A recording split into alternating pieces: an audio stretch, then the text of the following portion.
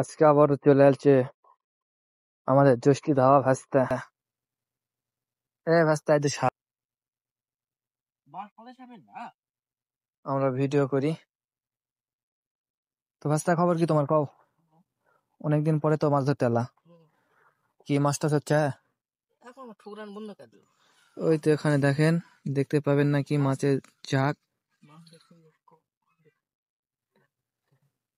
আজকে তোমার ভাস্তা মনে হচ্ছে একটা বড় সড়ো মাছ পাইছে। দেখি ভাস্তা কতগুলো পাইছো দেখি। এই তো ভাস্তা দেখি বসিটা এখানে দাও মাছ। বেশি বড় লাগছে। এই তো পুঁটির মাছ হচ্ছে। দেখতেন না ভাস্তা কখন মাছ ধরতে চলছো? বেশি নয়, বাহ, বড় গাছ ওই তো এখানে একটা বড় মাছ গাপ দিচ্ছে।